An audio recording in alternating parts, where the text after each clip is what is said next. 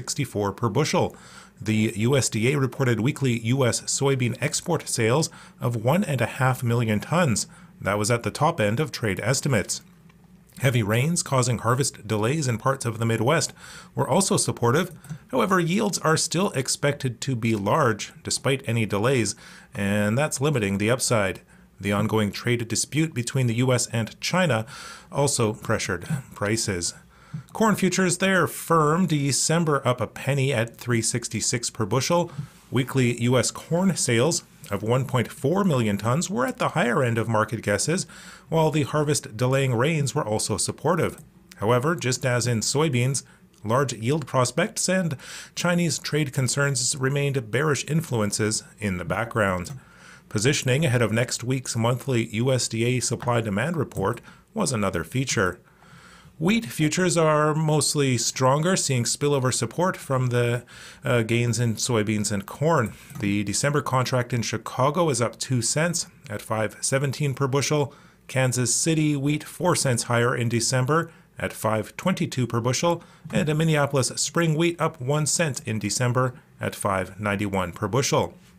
Weekly U.S. wheat export sales of just over 400,000 tons were in line with expectations, but still not that exciting as the U.S. continues to face stiff competition in the global wheat export market. That's a look at the ICE futures and U.S. markets for Thursday morning, October 4th.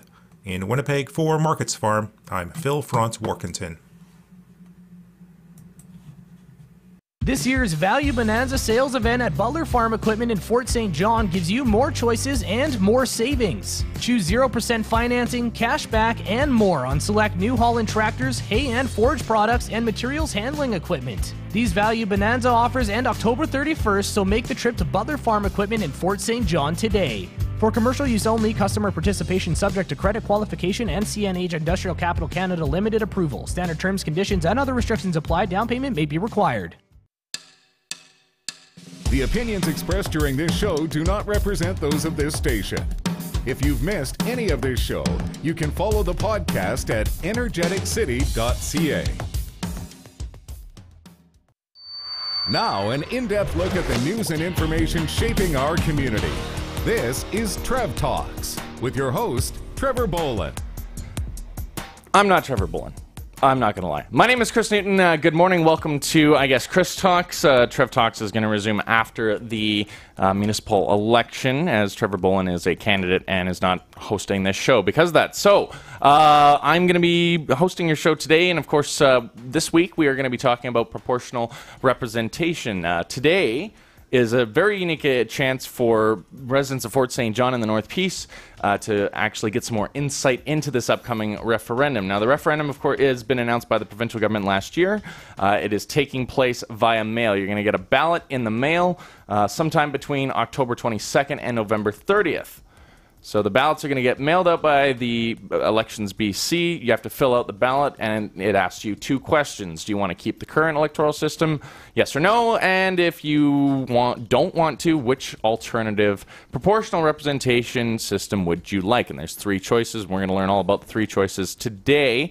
The 2 gentlemen who are going to be at today's debate on proportional representation at Northern Lights College, Peter Ewart he's the spokesperson for Stand Up for the North Committee, which was formed about 10 years ago, and to look at sort of community and regional issues.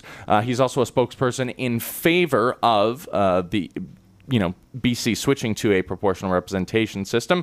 Following that, we're going to be hearing from BC Liberal MLA Michael Lee. He was a former candidate for leadership of the BC Liberals in this past February's party election. He is also a current MLA for Vancouver Langara. He will be speaking out against that. So stay tuned. We're going to have a quick break, and we're going to be speaking with Mr. Ewart about why BC should adopt a proportional representation system. Your garage. It's an important part of your home. It's the place to bond over tools and oil changes. It's the place you learned about cars and helped Dad fix your bike. It's the place you would like to spend more time in.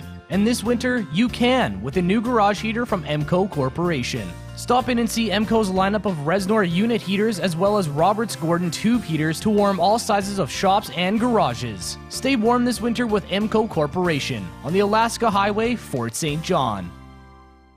At Panago Pizza, we're for pulled pork that's made simply, raised humanely with a vegetable grain diet on Canadian farms without the use of antibiotics. Try it on the new savory barbecue pulled pork pizza. Top of fire-roasted tomatoes, zesty barbecue sauce, and spicy banana peppers. Or the succulent carnitas pork taco, loaded with fresh lettuce, sour cream, and tangy salsa. On sale now for a limited time. Try a medium for only $13.50. Panago, for real. Serving all of BC and Alberta, Rhythm Auctions is licensed, bonded, and ready for all of your auction needs. From equipment, RVs, ATVs, and vehicles to real estate, shops, tools, and general merchandise, Rhythm Auctions does it all. And they're attracting bidders on-site and online. See them at their main location in Presbyterian just north of Fort St. John, or check out their website for upcoming sales, both off-site and on-site year-round. Rhythm Auctions, 250-261-4198, and at rhythmauctions.com. Watch this show live on Facebook or download the podcast at energeticcity.ca. This is Trev Talks with Trevor Bolin. All right, welcome back to Chris Talks with Chris Newton instead of Trev Talks with Trevor Bolin. I'm Chris Newton, your host, and good morning. I'm joined this morning by Mr. Peter Ewart. He is a columnist, writer, and spokesperson for the Stand Up for the North Committee, an organization that advocates for community and regional empowerment. You're based in Prince George. Good morning, Mr. Ewart. Welcome. How's it going? Good morning, Chris. Very good. Thank Excellent. you.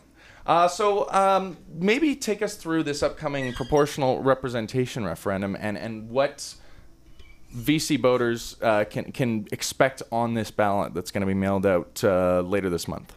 Well, the choice is going to be between going for proportional representation or the existing first-past-the-post system. Right. And in many people's opinion, people want accuracy and proportionality in election results. Right. And very often, under the existing first-past-the-post system, you do not get accuracy, you do not get proportionality. Like, for example, in what often it gives rise to, the first-past-the-post system, is false majorities. Right. Whereby, like, for example, in the Quebec election that happened last Monday, okay, the winning party got 37% of the vote, but it won a majority government. It got 60% of the seats and 100% of the power. And the same thing happened in the Ontario election. Right. And the same thing happens in the BC election, to the point that if you go back to 1996, in the 1996 election, the Liberals got way more votes than the NDP.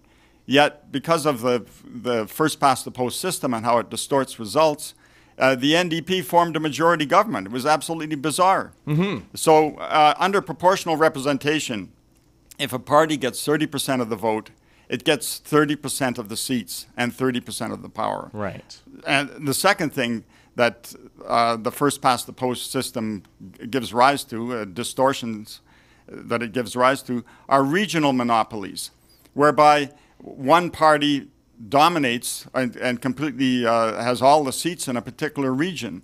And that's the case, for example, in the central interior and the Northeast. Right now, where you have all the seats are filled by Liberals, and there's no candidate who actually, or no MLA who actually sits in government. Now, the opposite case is on Vancouver Island, where the Liberals are basically almost frozen out. The NDP's got a monopoly on things there, despite only having 40% of the vote. It has 40% of the vote. It's got almost all the seats. The Liberals have only one seat out of 14. Right. So you get these kinds of distortions, which creates a situation whereby people don't have a voice. Whether you're for opposition or you're for a government party or whatever, you don't have a voice because of these regional monopolies.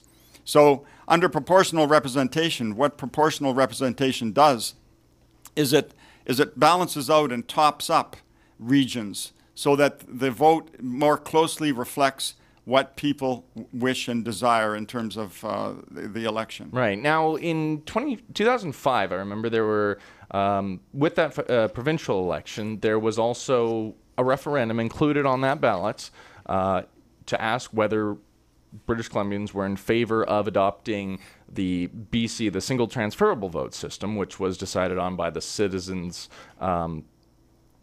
Committee that looked at it, and they said we should come up this if we should have a proportional representation system, this should be it. The majority of BC residents did vote in favor of that, but it failed to meet the 60% threshold. And then again, when there was another referendum held in 2009, that vote failed. Why do you suppose that is? Well, I think, number one, when people voted for the in favor, 58% in favor in 2005 there, it's because it's a long-standing thing. There's a lot of problems people have with the electoral process. The Liberals at that time, the Liberal government, they were stung by the 1996 election results, whereby the NDP got way fewer votes, yet formed a majority government. Right. The Liberals should have had that government. And out of that, Gordon Campbell, he arranged for and pushed for the Citizens Assembly to come into being. And the Citizens Assembly was drawn from people all across the province. And they came to the conclusion that was, yes, we need proportional representation. And in that regard, they were choosing the single transferable vote. Of course, in the 2009 election, the big parties, and I say all the parties there were people in the big parties, and both the Liberal and the NDP, who worked very hard to try to get people to vote no. And they had some influence there. And as a result, the referendum was not successful. Right. But it still doesn't change the fact that there's serious problems with our electoral process. People want more accuracy and more proportionality in the election results. They don't want these bizarre results where parties get the majority of votes, yet they don't get the majority of seats, and vice versa. Right. So I guess take us through the three systems that are being proposed as an alternative to the first past the post system. You've got dual member proportional, mixed member proportional, and rural urban proportional, which I've only heard of. I know that the mixed member proportional representation system is currently in use in Germany, but I've never heard of the dual member proportional representation, and I've never heard of or seen the rural urban proportional representation system in use anywhere. Well, yeah, like every country in the world adopts voting systems to the particularities of their situation. So, for example, with first past the post, you see all kinds of variations. You see in United States is first past the post, and they have a system that's different than ours, right? And the same with the UK. Proportional representation also has different sorts of, what countries tend to do is they tend to take a proportional representation system or any kind of voting system, and they adapt it to their concrete conditions. Right. So that's how do these systems work then? Maybe explain sort of dual member proportional. How does that work? How does mixed member proportional work, and how does rural urban work? With dual member, what happens there is that you have two ridings that are combined. So you have two members, and then you have. You have a larger riding, but you have two MLAs who are going to represent it. Okay. The first one is elected the same way as now, the first past the post. You know, the second one is determined on the basis of regional and provincial proportionality. So the voters will, in dual member and all these particular options, you're voting for local and regional candidates. And the MLAs are not coming, contrary to what the no side is saying, there's not going to be people flown in and put into seats, etc., and all this. It's going to be local people voting for local and regional candidates. Right. Now, the mixed member is somewhat different. In that regard, the ridings will be enlarged from 20, 30, 40%, something like that, and voters will be voting for a local MLA as well as regional MLAs. The regional MLAs would be a smaller number, of course, and mixed member or rural urban is a combination of mixed member and single transferable vote. So in the big centers, you'll have with single transferable vote, like in the Lower Mainland especially, and mixed member in the rural areas. But the purpose behind all of these things is to top up and balance out the vote so that we don't get regional monopolies whereby people don't have a voice in the sense that one party has all the seats, and people have choice. They have choice, and there's more competition as well. Right. Now, I mean, the vast majority of residents in BC live in the Lower Mainland, so would that not make sense then that based on proportional representation representing the will of the majority of people, doesn't that still sort of give a lot of political sway to the Lower Mainland area because that's where the majority of population resides? Well, that's true under first past the post, and it's true under proportional representation that you're going to have more sway down there. But the problem is that up here we need our vote to be represented completely in the sense that so that we have some variation in terms of who's standing for us. So like right now, we have in the Northeast and the Central Interior, we have no representative in government.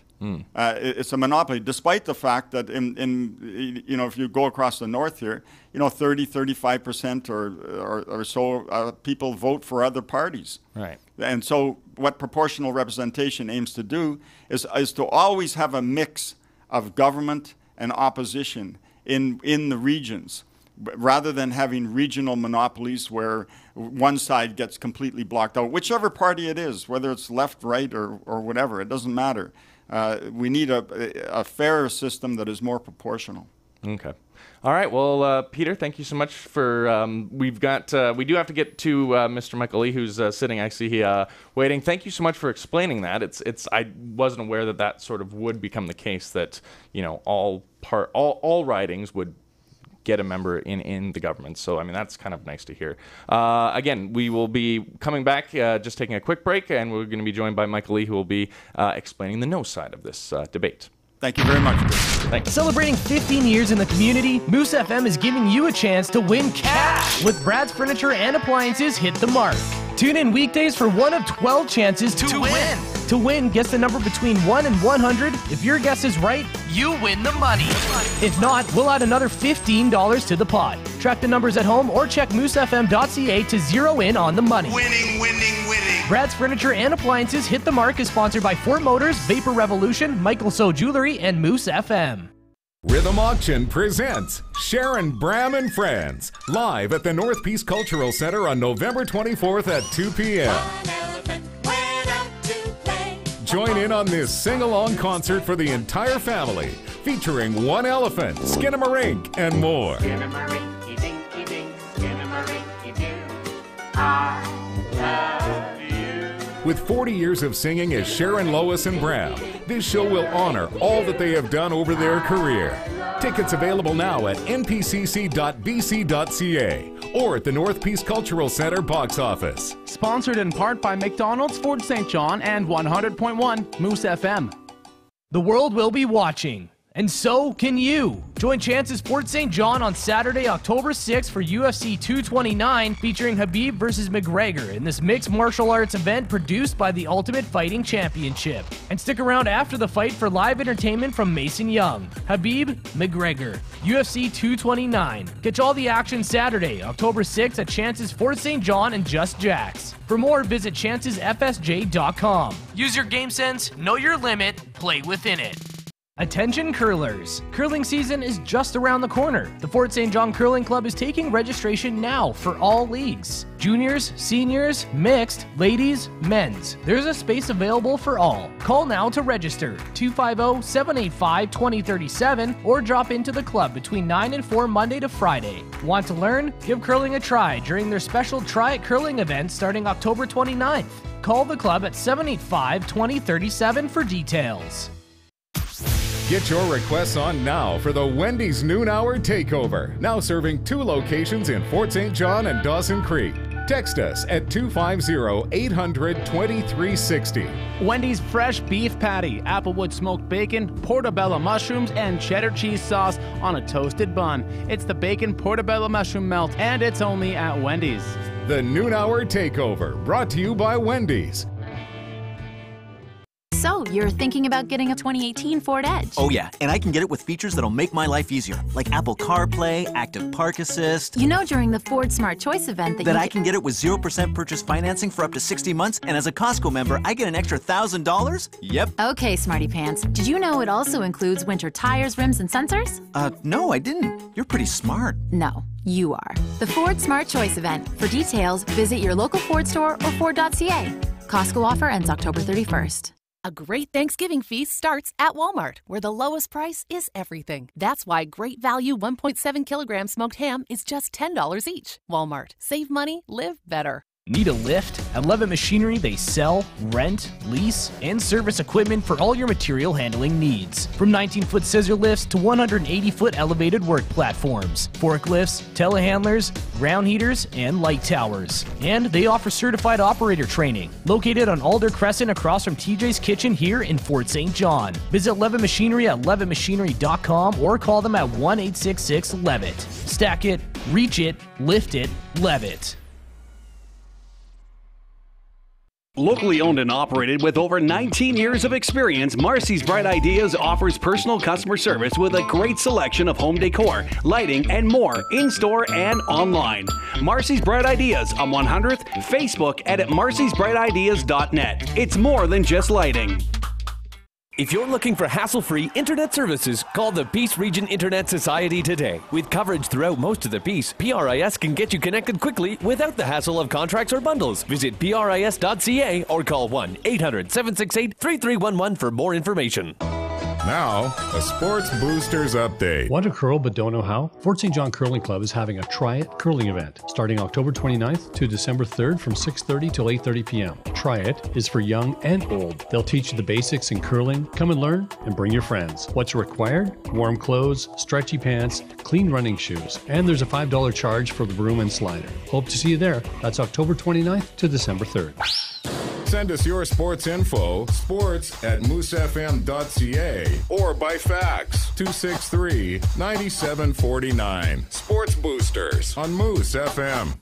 This Sports Booster is brought to you by Resilient Towing. For all your towing needs, call 24/7 Resilient Towing, 250-793-7139, because Resilient Towing cares about your safety on the road.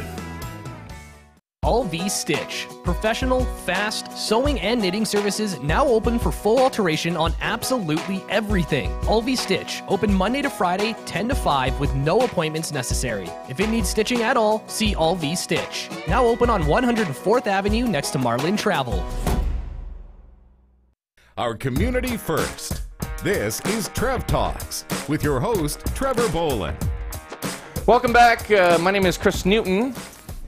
And this is Chris Talks, actually, just while the municipal election campaign is underway. So don't worry, the show will be back to normal after the 20th of October. 2 days later, of course, is the start of the provincial referendum on proportional representation. That's going to be done via mail-in ballots. We heard from Peter Ewert, who was speaking in favor of proportional representation. Now we've got a fellow who is speaking out against proportional representation. I'm joined by BC Liberal MLA Michael Lee. He is the MLA for Vancouver-Langara. He's a former lawyer, and you are also the critic for the Attorney General's office. That's right. Good morning, Chris. Good morning. So now, of course, this proportional representation referendum has been set up and is being overseen by BC's Attorney General, Mr. David Eby, whom you critic directly in the BC legislature. Tell us why proportional representation is not a good idea. Well, you know, the only reason why we're looking at electoral reform for the third time in the history of this province is because of the three Green Party members, in order to support this NDP government, required that this government hold a referendum at the same time as this municipal election campaign, and both campaign in favor of it. And the kind of process that the Attorney General and the Premier of our province has run is clearly a flawed process. So that's my first concern. This has been a very unfair referendum, in terms of proportional representation, it's unstable. It will reduce the level of accountability to our members between the voters and representatives in our provincial government, as well as it will introduce more division in our House with a greater reliance on single-issue parties, coalition governments that need to form, and changing the kind of decision-making that we have as voters and giving it up to parties to determine who's going to represent us in the House. Okay. Now, you say that there's going to be more single-issue parties that sort of arise in the legislature. Is it not more beneficial to have a variety of voices, though, and then sort of everyone kind of comes to a bit of a middle ground type thing? You know, I think the benefit of our current first-past-the-post system of voting, which is the first choice on this ballot, which is what Andrew Wilkinson is the leader of our opposition, the BC Liberal Caucus, Dan Davies is your local MLA, and myself are all encouraging voters to consider, is keeping our current system, because our current system enables majority governments to be formed, which are consensus building. And we need consensus. We need the opportunity to lead this province, to build a province with a vision, like former Premier Christy Clark did, and Gordon Campbell before that, to build projects like Site C and LNG projects, which are good for the North. But we need to find that balance. We don't need division in terms of the kind of single-issue parties, whether they're environmental, religious-based, religion, or ethnicity, anti-immigration parties, that will clearly come into this mix if we enable this level of proportional representation so that those kind of parties can come in with less than or just over 5% of the vote of the population. Right. Now, I mean, having said that, it seems as though if you look at other areas that have proportional representation, Germany, for instance, there was a bit of uncertainty after their most recent election last year. No single party was able to come to a coalition until some months later, and now they do have one. But having said that, I mean, Germany has been one of sort of the most stable economies of the post-World War II era. I mean, they're a consistent economic powerhouse, and they generally don't seem to have too many issues. And one could also argue that first past the post also comes up with these issues. You look at the fallout of the 2017 election in the UK, where Theresa May wanted a majority mandate. She ended up getting a minority and had to make deals with, again, these sort of radical parties in the case of the UK from Northern Ireland.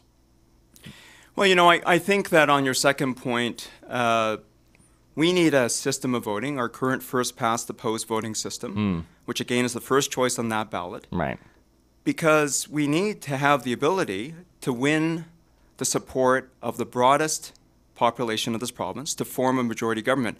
And that's occurred over the last number of elections and has put this province, leading this country, in a strong economic development way with a high standard of living. That's what we've been able to accomplish over the last 16 years, prior to the last 14 months of this current government's undermining of our economy. But that's a different point. The point is that when we fall short of winning that majority government, we have a situation again where 3 Green Party members can prop up an NDP government and do all the things that they're doing to implement their agenda. But we need a system of government that enables that. And really, in terms of coming forward, the kind of level of stability that we need is one that ensures that governments can form after elections, not wait like 589 days in the case of Belgium, or have 65 different governments in Italy since the end of the Second World War, where Canada's at only 22. This is a stable, simple form of electing our members with strong regional representation and accountability in our provincial government. For sure. But now, having said that, with first past the post, you generally tend to see sort of a congregation of views into, you know, big tent sort of parties. You've got sort of, I guess, the BC Liberals, the BC NDP, the Greens are sort of, you know, a smaller, gaining in sort of strength, I guess, with the prospects of proportional representation. But you generally tend to see sort of, you know, one camp versus the other, right? It's generally two major parties. And in the federal election case, it's generally the Liberals and the Conservatives. The NDP are there, as are the Bloc Québécois. They don't generally... The likelihood that they're going to form a majority government is pretty slim to none, let's be honest, based on the number of votes they're getting. I mean, do you not think that the current first-past-the-post system kind of lends itself to, I guess, political polarity, where you've got just sort of two parties and people become very polarized in their political discussions? Well, For me personally, polarity is a concern. Right. So, but we need to continue to find ways to reach the broadest level of support for this province. And I know under Andrew Wilkinson as the leader of the BC Liberal Caucus, we're going to find that because we need to bring better balance. Right. But that means, though, winning the consensus for the province. And clearly in this province, we've had the BC Green Party. Under proportional representation, we'll likely see a BC Conservative Party, as well as some other fringe-type parties that I'm concerned about, winning 5% of the vote. But that will lead to more division. In Canada, to the extent that we have the federal NDP party, that gives us another opportunity under majority-type governments that could come forward under first past the post. Right. And there have been other parties that have come out under the system, like the Reform Party. Clearly, there can be other parties that, if they get a certain level of support, they can have the voice in our House. But what's more important than that is forming consensus and forming majority government so that we can actually move this province forward in a smart and long-term way. Okay. Excellent. I mean, very good arguments both for and against. And again, thank you so much for joining me this morning. If you would like to hear more from both Mr. Lee and Mr. Ewart, they are going to be at Northern Lights College this afternoon at 3 o'clock. The debate is going to be streamed through their campuses. Not too sure if, we're trying to work on maybe a way of doing that, but we're definitely going to be covering that. Mr. Lee, thank you so much for joining me this morning. Thanks for having me on, Chris. Thank you. That was it for Trev Talks. Again, proportional representation. If you want to learn more about it, it's happening at Northern Lights College this afternoon at 3 o'clock. The referendum itself is going to be done through the mail starting October 22nd. So if you see something that looks like a ballot in your mail, you should probably learn about what it is and then fill it out to make your voice heard. Thanks so much for joining me. We'll be back next week. You've been listening to Trev Talks, a weekly talk show about Fort St. John and the North Peace.